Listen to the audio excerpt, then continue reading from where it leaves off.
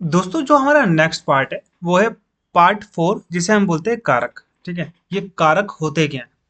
सबसे पहले आपको ना एक चीज ध्यान देनी है कि जब भी आप बात कर रहे हो उसमें आपने देखा होगा कई बार उसमें ना कुछ शब्द आ रहे हैं, जैसे ने, को, के लिए, से, का, की, के। ठीक है, अरे, में, पर। मेज पर पुस्तक है, मेज पर। ओके। राम ने खाना खाया, सीता को खाना दिया गया। ओके। राम से काम करवाया, राम को जाना है, राम के लिए खाना है। ओके। राम से हम हैं। ठीक है, तो ये सब क्या है, ये ने हो गया, ये को हो गया, ये से हो गया, ये सब जो है ये क्या है, ये होते हैं कारक। ठीक है, ये छोटे छोटे जो वर्ड्स आपको दिख रहे हैं ना, ये होते हैं कारक। हिंदी में टोटल जो कारक होते हैं ना, वो होते हैं, पहली बात तो ये आपके चिन्ह होते हैं, ये होते हैं कारक। कर्ता ने कर्म को करण से, संप्रदान के लिए अपादान से, संबंध काके की, नानी, नानी ने और रारी रे, अधिकरण में पे पर, पे भी होता है। संबोधन हे रे अरे, हे अरे अजी, रे, ये सब बहुत सारे होते हैं, इसमें आगे आपको समझाऊंगा मैं। तो ये आपने पहले भी पढ़ा होगा, कर्ता ने कर्म को करण संप्रदान के लिए अपदान से, संबंध काके की, अधिकरण में पे पर, संबोधन हे रे अरे। ओके। ये आपके 8 क्या होते हैं, कारक होते हैं। अगर मैं संस्कृत के कारकों की बात करूं तो वहां पे संबंध और संबोधन को छोड़ देते हैं। किसको छोड़ देते हैं, संबंध और लास्ट वाले को, इन दोनों को हम लोग नहीं लेते हैं संस्कृत में। तो संस्कृत में कारकों की संख्या 6 हो गई। लेकिन अगर मैं सिर्फ हिंदी की बात करूं, अभी हम लोग हिंदी पढ़ रहे हैं, तो वहां पे जितने कारक हैं वो कितने हैं, वो 8 भेद है कारक के। ठीक है, ये सारे कारक हैं, ये आरक कारक यहाँ पे क्या हो गए, ये कारक के भेद हो गए 8। कर्ता ने कर्म को करण से, संप्रदान के लिए अपदान से, संबंध काके की, अधिकरण में पे पर, संबोधन हे रे हरे। ओके, ये आपको बता दिया है। यहाँ पे मैंने अच्छे से डिस्क्राइब करके रखा हुआ, काम करने वाला। ठीक है, जैसे आपने पढ़ाई करी, तो किसने करी पढ़ाई, आपने, है ना। आपने वीडियो देखी, किसने देखी, आपने। कर्म को, ठीक है, जिस पर काम का प्रभाव पड़ रहा है। ठीक है, आपने वीडियो को देखा, किसको देखा, वीडियो को, है ना। आपने ये वीडियो देखी, तो आपने किसको देखी, वीडियो को देखा। करण, करण कारक में क्या होता है, जिसके द्वारा कर्ता काम करे। ठीक है, जिसके द्वारा जो करता है, ठीक है, जो आपका करता है ये वाला, जिसके द्वारा काम करेगा। ठीक है, जैसे मेरे द्वारा ये सोचा गया कि मैं वीडियो देखूंगा, किसके द्वारा सोचा गया, मेरे द्वारा सोचा गया। संप्रदान को, के लिए, राम को जाना है, जिसके लिए क्रिया हो रही है, क्रिया की जाए, किसको जाना है, राम को जाना है। राम के लिए खाना है, किसके लिए खाना है, राम के लिए खाना है। अपदान कारक से हो गया, से, याद रखना, से यहाँ पर भी है और यहाँ पर भी है। ठीक है, अब ये आपका को यहाँ पर भी है, को यहाँ पर भी है, आगे लास्ट में मैं आपको इसके बीच में डिफरेंस भी बताऊंगा। ठीक है, को यहाँ पर भी है, को यहाँ पर भी, यानी कि कर्म में भी को आता है और संप्रदान में भी को आता है। ठीक है, से अपदान में भी आता है और करण में भी आता है। ओके, तो ये जो डिफरेंस है इसका हम लोग ये लास्ट में सीखेंगे, डिफरेंस क्या है, कैसे है। ओके, देखो, संप्रदान मैंने समझा था, को, राम को खाना है, राम के लिए खाना है। अपदान, से यहाँ पर भी है और से यहाँ पर भी, लेकिन यहाँ का जो से होता है वो अलगाव करता है। जैसे मैं आपको बता देता हूँ, राम छत से कूदा, कहाँ से कूदा, कहाँ से अलग हो गया, अब छत से अलग हो गया, छत से वो अलग हो गया। ठीक है, जहां से भी अलगाव हो रहा है, यानी कि वो चीजें अलग हो जा रही है, तो वहां से अपदान कारक होगा, से यहाँ पर भी लगेगा। लेकिन आप ये मत समझना कि वो करण कारक होगा। देखो आपसे क्वेश्चन कैसा पूछा जाएगा कि राम छत से कूदा, अब इसमें आपसे पूछेंगे इसमें कारक कौन सा है, सिर्फ आपसे ऐसा क्वेश्चन आएगा कि इसमें कौन सा कारक है। तो आप बोलोगे से तो होता है भाई, करण, करण नहीं होता, छत से कूदा, छत अलग हो गई अब राम से, है ना। छत अब राम से अलग हो गई, तो अलगाव हुआ है, तो वहां पे क्या होगा, अपदान कारक होगा। ठीक है, यहाँ पे इसलिए मैंने अलगाव लिखा हुआ है ताकि आपको पता चल सके। ठीक है, संबंध, जिसका आपसे संबंध हो। भाई राम की पुस्तक, किसकी पुस्तक है, राम की पुस्तक है। ठीक है, किसकी पुस्तक है, राम की पुस्तक है। ओके, जैसे मैं लिखता हूँ राम की पुस्तक, तो आप बोलोगे कि भाई इसमें कौन सा कारक है, इसमें संबंध कारक है। अधिकरण, जैसे मैं मेरे घर पर रहता हूँ, घर पर रहता हूँ। ठीक है। तो मैं मेरे घर पर रहता हूँ, ठीक है। मेरे घर में भी हो सकता है, मेरे घर में रहता हूँ, तो कहाँ पे रहता है? मेरे घर में। तो किसका अधिकार है उस घर में? मेरा अधिकार है, ठीक है।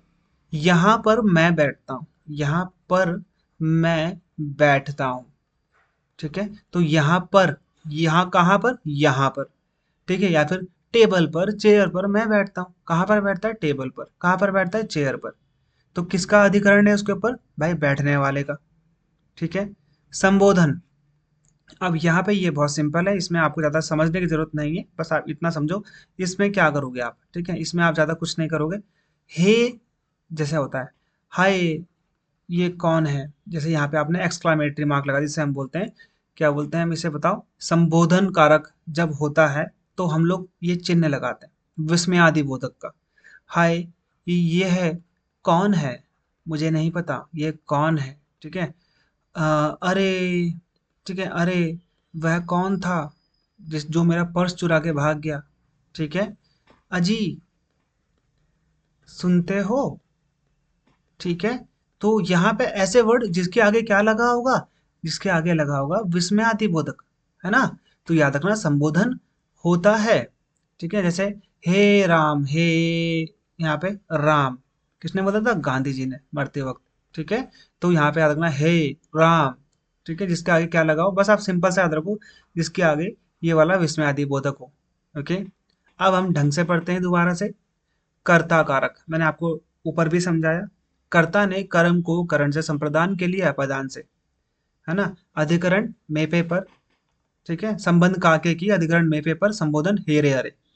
तो कर्ता में विभक्ति चिन्ह कौन सा है? ने। जिसमें भी ने होगा, जिस शब्द में, जिस सेंटेंस में आपको ने मिलेगा, वो क्या होगा? कर्ता कारक होगा। जिस रूप में क्रिया यानी कि जो कार्य है कि करने वाले का बोध होता है, वह कर्ता यानी कि जो उस काम को कर रहा है। राम ने क्रिकेट खेला, किसने खेला? तो राम ने खेला। समझ में आया? किसने खेला? राम ने खेला। अब मैं यहाँ पे किसने खेला अगर बोलूंगा तो आप बोलोगे क्रिकेट ने खेला, नहीं बोलोगे ना, आप तो ये बोलोगे ना राम ने खेला, ठीक है। तो ये चीज आपने यहाँ पे ध्यान देना है कि भाई किसने खेला? राम ने खेला, ओके। राम ने किया, किसने खाना खाया? तो किसने खाना खाया? राम ने खाना खाया। राम ने खाना खाया में किसने खाया? राम ने खाया, ठीक है। कर्म, कर्म क्या हो गया? भाई क्रिया को कार्य का फल जिस पर पड़ता है, क्रिया का कार्य कौन सा है? कर्म। जो आपने कर्म किया है, ठीक है। राम ने रावण को मारा, किसको मारा? रावण को मारा, ठीक है। राम ने तो मारा था लेकिन किसको मारा? रावण को मारा, ठीक है। राम तो है यहाँ पे, एक व्यक्ति है राम यहाँ पे, लेकिन राम ने किसको मारा था? तो रावण को। जब आप इसमें करोगे किसको, तो आपका आंसर निकल जाएगा, ठीक है। अगर आप इसमें किसको पूछोगे ना, तो आपको मिल जाएगा रावण को, है ना। सीता ने राम से कुछ मांगा, तो किससे मांगा? किसको मांगा, ठीक है। या को करना, ओके। सीता ने राम को कुछ लाने को कहा, ओके। किसको कहा? राम को, ओके। तो यहाँ पे अगर आप किसने पूछोगे तो यहाँ पे किसको पूछोगे तो यहाँ पे आ जाएगा रावण को मारा। करण, कर्ता ने कर्म को करण, करण से, ठीक है। यहाँ पे क्या आ गया आपका? करण से। तो संज्ञा आदि शब्दों के जिस रूप से क्रिया के करने के साधन का बोध होता है, ठीक है, बोध होता है, अर्थात जिसकी सहायता से कार्य संपन्न हो, वह करण कारक कहलाता है, ठीक है। राम ने रावण को बाण से मारा, राम ने रावण को बाण से मारा, ठीक है। तो किससे मारा भाई? किससे मारा? किससे, यहाँ पे किसको था, तो यहाँ पे अब आ गया किससे, है ना। किससे मारा? बाण से मारा, ओके। अब यहाँ पे रावण भी नहीं आया, अब यहाँ पे राम भी नहीं आया, अब सीधा यहाँ पे रावण आ गया। करण, ठीक है। संज्ञा आदि शब्दों के जिस रूप से, संज्ञा आपको आगे पढ़ाऊंगा मैं, रूप से क्रिया के करने के साधन का बोध हो, अर्थात जिसकी सहायता से कार्य संपन्न हो रहा हो। किसकी? देखो राम ने रावण को तो मार दिया, लेकिन किससे मारा? भाई बाण से मारा, तीर से मारा, चक्र से मारा, गधे से मारा। रावण ने रावण को मारा, ठीक है। यहाँ तो आपको ये पता है कि राम ने रावण को मार तो दिया, सहायता किसकी ली भाई? किसकी सहायता ली? बाण की सहायता ली मारने के लिए। हाथ से मारा, पैर से मारा, बाण से मारा, गधे से मारा, आप जिससे भी मार सकते हो, लेकिन जिस कार्य को करने से आप ये देखोगे कि किसकी आपने सहायता ली, तो वो होता है आपका करण कारक, ओके। से आप किससे पूछोगे तो आपको यहाँ पे आंसर निकल जाएगा, ठीक है। ओके। संप्रदान, संप्रदान होता है को, इसमें कुछ ज्यादा नहीं होता, को या फिर के लिए। भिखारी को भोजन दो, किसको भोजन दो? भिखारी को भोजन दो। इसके लिए प्रश्नवाचक शब्द लगाकर भी पहचाना जा सकता है। ठीक है। संप्रदान का मतलब होता है देना। ठीक है, समझ में आया? संप्रदान का मतलब होता है देना। आपने कुछ, जब आपको सेंटेंस मिलेगा उसमें कुछ ना कुछ दिया जा रहा होगा। भिखारी को भोजन दो, राम को भोजन दो, और जनता को भोजन दो, जनता को वादा दो, कुछ ना कुछ दे रहे होंगे आप। ठीक है, सामान्य रूप से जिस कुछ दिया जाता है या जिसके लिए कोई कार्य किया जाता है उस संप्रदान कारक कहते हैं। जैसे मैंने किसी और के लिए कुछ काम किया, तो वो किस में आ जाएगा? संप्रदान के लिए। मैंने किसी और को कुछ दिया, जैसे मैंने उसके लिए काम किया, राम ने उसके लिए काम किया। किसके लिए काम किया? उसके लिए काम किया। ठीक है, तो ये चीज आप ध्यान देना यहाँ पे, किसके लिए? उसके लिए। तो किसको दिया? उसको दिया। किसको दिया? भिखारी को दिया। को यानी कि कुछ दे रहे हो आप संप्रदान में। आप क्या कर रहे हो? कुछ दे रहे हो। देना, संप्रदान का मतलब होता है देना। कुछ दे रहे हो, तो प्रश्नवाचक शब्द यहाँ पे लगा दिया। ओके, राम को भोजन दो, किसको भोजन दो? राम को भोजन दो। ठीक है, भिखारी को भोजन दो। ओके, और मैंने उसके लिए काम किया, मैंने उसके लिए काम किया। किसी और के लिए अगर आप कुछ काम कर रहे हो तो वो भी किस में आएगा? संप्रदान में वह भी आएगा। अपादान, अपादान का मतलब क्या होता है? सिंपल से आप यहाँ पे ध्यान दो, अलग होना। ये मैंने उस ऊपर भी पढ़ाया था।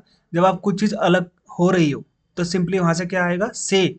जहां पर भी से लगा होगा और जहां पे कुछ चीज अलग हो रही होगी, से तो आपका कर्ता ने कर्म को करण से, करण में भी आएगा से, और अपादान में भी से आएगा। लेकिन वो से और ये से में फर्क क्या है यहाँ पे बताता हूँ, देखो अब आपको। ठीक है, बिल्ली छत से कूदी, तो बिल्ली और छत दोनों अब अलग अलग हो गई, है ना? राम छत से कूदा। आम पेड़ से गिरा, आम पेड़ से गिरा। ठीक है, कहाँ से गिरा? पेड़ से गिरा। पेड़ और आम अब अलग अलग हो गए ना, पहले ये दोनों साथ में थे। ठीक है, लेकिन अब आम से पेड़ अलग हो गया है तो अलगाव हो गया है। ठीक है, करण कारक यहाँ पे नहीं आएगा, क्योंकि यहाँ पर आम पेड़ से अलग हो चुका है, पहले वो साथ में था। आम पेड़ से गिरा, कहाँ से गिर गया? पेड़ से गिर गया।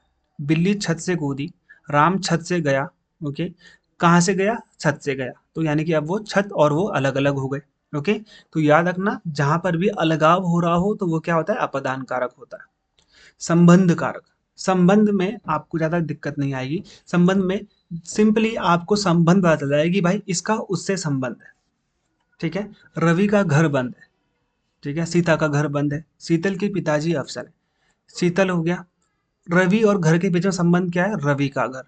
शीतल और पिताजी के बीच में शीतल के पिताजी है। ओके, ये चीज आप ध्यान देना। शीतल पिताजी अगर मैं लिखूंगा तो उसके बीच में मुझे के लिखना पड़ेगा। जैसे मान लो रवि और घर, अगर मैं यहाँ पे डैश लिख रहा तो आप क्या लिखोगे?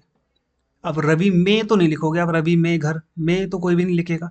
ठीक है, रवि के घर भी नहीं लिखोगे आप, है ना? रवि का घर लिखोगे आप हमेशा, क्योंकि वो संबंध किसका है? रवि से घर का संबंध है। अब मैंने यहाँ पे लिखा है शीतल, यहाँ पे मैंने डैश लिखा, और यहाँ पे मैंने लिखा पिताजी। अब आप क्या लिखोगे? शीतल, शीतल का पिताजी तो नहीं आएगा, राम का पिताजी हो सकता है, शीतल का पिताजी नहीं हो सकता, है ना? शीतल के पिताजी होंगे। शीतल को पिताजी भी नहीं आएगा, को भी नहीं आएगा, का भी नहीं आएगा। ठीक है, रा भी नहीं आएगा, रे भी नहीं आएगा, की भी नहीं आएगा। शीतल की माता, अगर यहाँ पे माता होती तो यहाँ पे की हो जाता, लेकिन यहाँ पे पिता है। ओके, तो ये चीज आप लोग ध्यान देना। शीतल के पिताजी। ओके, शीतल के क्या हो गए? पिताजी यहाँ पे आ गए। तो यहाँ पे आपका संबंध किससे है? शीतल का संबंध किससे है? उसके पिताजी से। किससे है? उसके पिताजी से है। तो यानी कि शीतल के पिताजी। ओके, संबंध दिख रहा है ना, रवि का घर से, शीतल का पिताजी से। ओके, अधिकरण, अधिकरण आपको पता है, अधिकरण का मतलब होता है किसी पे अधिकार जमाना। मेज पर, कहाँ पर? मेज पर। ठीक है, अगर मैं आपसे पूछता हूँ वहां से वो ले आओ, ठीक है, आपका खाना मेज पर है। कहाँ पर है? मेज पर है। मेज नहीं होती तो होता उसके ऊपर खाना? नहीं होता। ठीक है, तो यहाँ पे ध्यान देना कि अधिकार जिसके ऊपर हो आपका, ठीक है, किस पे है? आप सिंपली क्वेश्चन पूछना, किस पे? तो मेज पर, टोकरी पर, घर पर, हर एक घर में है। ठीक है, तो में, पे, पर, इसमें क्या होता है? विभक्ति होती है। विभक्ति का मतलब होता है ये में, पे, पर से आप पहचान सकते हो। टोकरी में फल है, मेज में पुस्तक रखी है, मेज पर पुस्तक रखी है, मेज में पुस्तक रखी है, टोकरी में फल है, टोकरी पर फल है, हरी घर में है, हरी घर पर है, ठीक है। घर पर है, में है, आप दोनों लिख सकते हो उसमें। तो ये अधिकरण है, अधिकार, अधिकार जमा रहे, ठीक है। अधिकार उस पे आप जमा रहे हो, अधिकरण, अधिकार जमा रहे हो, ठीक है। कहाँ पर है भाई? पुस्तक पर है। कहाँ पर है? मेज पर है। पुस्तक कहाँ पर है? मेज पर है। फल कहाँ पर है? टोकरी पर, ठीक है। संबोधन, आप किसी को संबोधन कर रहे हो, ये सिंपल है, ये आपको पता चल जाएगा। आपको ऐसा चिन्ह, संबोधन चिन्ह, विस्मयादि बोधक भी बोलते हैं कभी कभार इसको। वैसे आप में यहाँ पे संबोधन लिख लो आप नॉर्मली, अगर आपको करना है तो संबोधन, ठीक है। विस्मयादि बोधक नहीं बोलेंगे आप, क्या बोलोगे? संबोधन चिन्ह, ठीक है। जहां पर भी ये होगा आप वहां पे संबोधन कारक कर दोगे। हे भगवान, क्या हो गया? हे के आगे क्या लग जाएगा? हे गोपाल, हे राम, हे राम, हे, ठीक है। अरे भैया, अरे के आगे क्या लगेगा यहाँ पे? संबोधन चिन्ह, रे भैया, ठीक है। अरे भैया, कुछ भी आप जैसे अगर जहाँ पे आपका संबोधन चिन्ह लगा होगा उसे आप बोलोगे संबोधन कारक, ठीक है। हे, रे, अरे। कर्म कारक और संप्रदान कारक में क्या फर्क है? उस टाइम मैंने बताया था कर्म में भी को लगता है और संप्रदान में भी को लगता है, या फिर के लिए तो हम सिंपली संप्रदान ही कर देंगे, लेकिन को यहाँ पर भी है, को यहाँ पर भी है, तो अब आप क्या करोगे? ठीक है। इन दोनों कारक को, कारक में कौन सी विभक्ति है, कौन से कारक है? को। तो कर्म कारक में क्रिया का फल कर्म पर पड़ता है। क्रिया का फल किस पे पड़ा है? कर्म पर पड़ा है। राम ने रावण को मारा, राम ने रावण को मारा। राम क्या है? संज्ञा है। रावण भी क्या है? संज्ञा है। तो किसको मारा? रावण को मारा, ठीक है। क्रिया का फल कर्म पर पड़ा। कर्ता कौन है? राम है। कर्म क्या है? रावण है, ठीक है। तो क्रिया का फल किस पे पड़ा है? रावण पे पड़ा है। कर्ता कौन है? जिसने जो कर रहा है, राम कर रहा है, ठीक है। कर्ता कौन, वो कौन है? कर्म कौन सा है? रावण को मार रहा है ना। मार रहा है, किसको मार रहा है? रावण को मार रहा है। ये मार क्या हो गया आपका यहाँ पे? आपका किसको मार रहा है? रावण को मार रहा है। तो रावण में कर्म कारक है, रावण में कर्म है, ठीक है। तो यहाँ पे समझ में आया आपको? मैंने आपको कर्म बताया था, कर्म क्या है आपका? रावण हो गया, ठीक है। राम ने रावण को मारा, तो राम क्या हो गया? कर्ता। कर्म क्या हो गया? रावण। किसको मारा था भाई? रावण को मारा था, ओके। तो कर्ता, कर्म कारक में क्रिया का फल कर्म पर पड़ता है। किसको मारा था? रावण को। एक और नाम होना चाहिए, ठीक है। जबकि संप्रदान कारक में दोनों या उपकार के भाव में को का प्रयोग होता है। देखो, राजा निर्धन को धन देता है, ठीक है। राजा किसको निर्धन, किसको देता है? निर्धन को, ठीक है। निर्धन में संप्रदान कारक है। निर्धन जो है आपका कोई व्यक्ति है, किसी का नाम है, ठीक है। कोई कोई व्यक्ति है? नहीं है। निर्धन कौन हो सकता है? कोई भी हो सकता है। 10 लोग हो सकते हैं, 20 हो सकते हैं, 50 हो सकते हैं, 60 हो सकते हैं, 100 हो सकते हैं, ठीक है। निर्धन कभी भी फिक्स नहीं है, यानी कि निर्धन यहाँ पे क्या है, हमें नहीं पता कि कौन है, ठीक है। राजा तो हमको पता है, लेकिन निर्धन हमको नहीं पता, ठीक है। ये भाव है, गरीबी भाव होती है, ठीक है। करण कारक और अपादान कारक में मैं आपको बता चुका हूँ। अपादान में हमेशा क्या होता है ना? संप्रदान नहीं, यहाँ पे अपादान करना, ठीक है। यहाँ पे अपादान करना, ओके। यहाँ पे क्या हो जाएगा आपका? अपादान, ओके। तो यहाँ पे अपादान कर देना। वृक्ष से पत्ते गिरते हैं, ठीक है। अपादान, तो यहाँ पे करण और अपादान, सॉरी संप्रदान ही है, ठीक है। अपादान, सॉरी अपादान है। दोनों ही कारकों में से चिन्ह का प्रयोग होता है, से। अब मैंने जब आपको उस टाइम में पढ़ा रहा था, मैंने आपको बताया था बिल्ली छत से कूदती है, तो बिल्ली छत से अलग हो गई, है ना। तो यहाँ पे आपका अपादान में भी से आ रहा है, और किस में आ रहा है से? करण में भी से आ रहा है, यानी करण और अपादान में से है। करण और अपादान में दोनों में क्या है? यहाँ पे से है। करण और अपादान में दोनों में से है, तो ये आप यहाँ पे करण करेंगे, यहाँ पे अपादान करेंगे, ठीक है। ये भी आपका अपादान है। देखो, अपादान में कोई चीज अलग हो रही है, ठीक है। जहां पर से का प्रयोग साधन के लिए होता है, वहीं अपादान कारक का अलग होने के लिए होता है। अपादान कारक में अलग हो जाता है। वृक्ष से पत्ते गिरते हैं। आम, आम पेड़ से गिर गया। कहाँ से गिर गया? पेड़ से गिर गया। कोलकाता से गाड़ी गाड़ी चली आई। कलकत्ता में गाड़ी थी, अब वो जो गाड़ी है कलकत्ता से अलग हो गई, तो वहां पे क्या हो रहा है? विभक्त हो रहा है, यानी कि वो अलग हो रहा है। तो अपादान कारक में जब भी दो चीज आपस में अलग हो जाएगी, तो हम क्या लगा देंगे? अपादान कारक लगा देंगे। लेकिन से, जैसे बिल्ली ने पंजे से चूहे को पकड़ा, बिल्ली ने पंजे से, ये बिल्ली और पंजा अलग हो गया? अब नहीं हुआ ना। बिल्ली का पंजा बाद में भी जब चूहे के पकड़ने के बाद भी बिल्ली के पास ही रहेगा, अलग नहीं हो सकता। वह कलम से लिखता है, उसने अगर अपनी कलम से लिखा है, तो भाई वो कलम उसने तोड़ थोड़ा ना दी, फेंक थोड़ा ना दी कहीं। वह चाकू से काटता है। चाकू से काटा, चाकू फेंक दिया उसने, उसने काटने के बाद नहीं हुआ ना। लेकिन जब वृक्ष से पत्ता गिरा तो क्या आप दोबारा वृक्ष में पत्ते जोड़ सकते हो? नहीं जोड़ सकते हो ना। कलकत्ता से जो गाड़ी चली आई वो बिल्कुल अलग हो गई, अब जब वो वापस आएगी तभी वहां पे वापस आएगी ना। अलग हो गई ना अब तो वो उससे। लेकिन बिल्ली ने जब पंजे से चूहे को पकड़ा था, तो क्या बिल्ली के पंजे चूहे, बिल्ली के पंजे बिल्ली से अलग हो गए? नहीं हुए ना, पंजे तो अभी भी उसके पास ही। तो याद रखना इसमें अलगाव नहीं होगा, वो चीज़ उसके पास ही रहेगी, लेकिन अपादान में वो चीज़ बदल जाएगी या फिर वो चीज़ उससे अलग हो जाएगी। ठीक है?